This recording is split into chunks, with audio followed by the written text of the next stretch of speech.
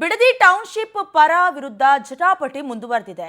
Township ಯೋಜನೆಯ ಪರ ರೈತರಿಂದ ರಸ್ತೆ ತಡೆದು ಪ್ರತಿಭಟನೆ ಮುಂದುವರೆದಿರುವುದು 6 ಗ್ರಾಮಗಳ ಭೂಸ್ವಾಧೀನ ಅಧಿಸೂಚನೆಗೆ ರೈತರು ಆಗ್ರಹಿಸುತ್ತಿದ್ದಾರೆ. ಬೈರಮಂಗಲದಲ್ಲಿ ಯೋಜನೆಯ ಪರ ರೈತರಿಂದ ರಸ್ತೆ ತಡೆದು ಪ್ರತಿಭಟನೆ ಮಾಡಿದ್ರು. ಕಳೆದ 20 ವರ್ಷಗಳಿಂದ ನಮ್ಮ ಭೂಮಿ ರೆಡ್ ಝೋನ್ ಸೇರಿದೆ. ರೆಡ್ ಝೋನ್ ಭೂತದಿಂದ ರೈತರಿಗೆ ವನವಾಸ ಅನ್ನೋದಾಗಿ ಆಕ್ರೋಶ ಹೊರಹಾಕಿದ್ರು. ಅದರಲ್ಲೂ ಕುಮಾರಸ್ವಾಮಿ ರಾಜಕೀಯ ಅಂತ ರೈತರು ಆರೋಪಿಸಿದ್ರು.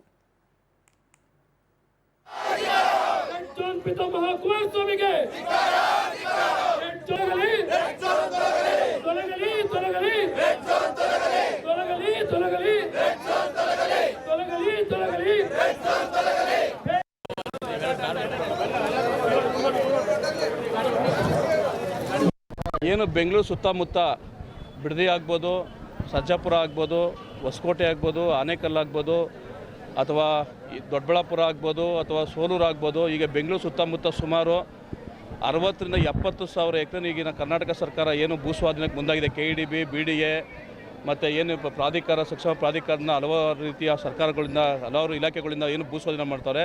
ಇದನ್ನು ಖಂಡಿಸಿ ಎಲ್ಲ ರೈತರುಗಳು ಎಲ್ಲ ಭಾಗದಲ್ಲೂ ಬೆಂಗಳೂರು ಸುತ್ತಮುತ್ತ ಪ್ರತಿಭಟನೆ ಮಾಡ್ತಾ ಇದ್ದೀವಿ.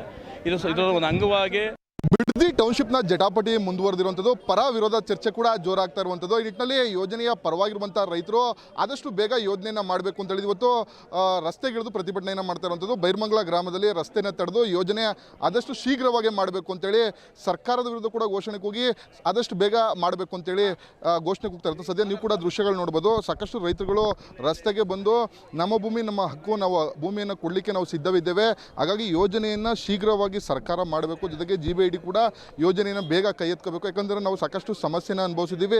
ಈ ಭಾಗದಲ್ಲಿ ಕಳೆದ 20 ವರ್ಷಗಳಿಂದ ಕೂಡ ಸಾಕಷ್ಟು ತೊಂದರೆಯಲ್ಲಿದ್ದೀವಿ. ಹಾಗಾಗಿ ಕೇವಲ 520 ಎಕರೆಗೆ ನೋಟಿಫಿಕೇಶನ್ ಮಾಡಿದ್ದಾರೆ, ಅಂತಿಮ ಅಧಿಸೂಚನೆಯನ್ನು. ಆದಷ್ಟು ಬೇಗ ಬೇರೆ ಉಳಿದ ಎಲ್ಲ ಜಮೀನುಗಳು ಕೂಡ ಅಧಿಸೂಚನೆಯನ್ನು ಮಾಡಿಸಿ ಯೋಜನೆಯನ್ನು ಮಾಡಬೇಕು ಅಂತೇಳಿ ರೈತರು ಇವತ್ತು ರಸ್ತೆಗಿಳಿದು ಪ್ರತಿಭಟನೆಯನ್ನು ಮಾಡ್ತಾ ಇರುವಂಥದ್ದು. ಸದ್ಯ ನಮ್ಮ ಜೊತೆ ರೈತರುಗಳು ಕೂಡ ಇದ್ದಾರೆ, ಅವ್ರನ್ನ ಕೂಡ ಮಾತಾಡಿಸುವಂಥ ಕೆಲಸ ಮಾಡೋಣ. ಸರ್, ಇವತ್ತು ಏಕಾಏಕಿ ರಸ್ತೆಗಿಳಿದು ಪ್ರತಿಭಟನೆ ಮಾಡ್ತಾ ಇದ್ರಿ, ಯಾಕೆ ಸರ್? ಸರ್, ಯಾಕೆ ಅಂತಂದರೆ ನಾವು ರಸ್ತೆ ತಡೆ ಮಾಡಬೇಕು ಅನ್ನೋ ಉದ್ದೇಶ ಇಲ್ಲ. ಈಗ ಅಂತಿಮ ಅಧಿಸೂಚನೆಯನ್ನು ಮಾಡಬೇಕು ಅಂತಂದರೆ ಯಾಕೆ 3 ಹಳ್ಳಿ ಮಾಡಿದ್ದಾರೆ, ಇನ್ನು ಉಳಿದವು ಮಾಡಿಲ್ಲ. ಈ ರೈತರು ತುಂಬ ಸಾಕಷ್ಟು ತೊಂದರೆ ಅನ್ಸೋಳ್ರೆ ಅದಕ್ಕೆ ಸಂಬಂಧಪಟ್ಟಂಗೆ 3 ಹಳ್ಳಿಗೆ ಉತ್ತಮವಾದ ರೇಟು, ದರ ಎಲ್ಲ ಕೊಟ್ಟವ್ರೆ.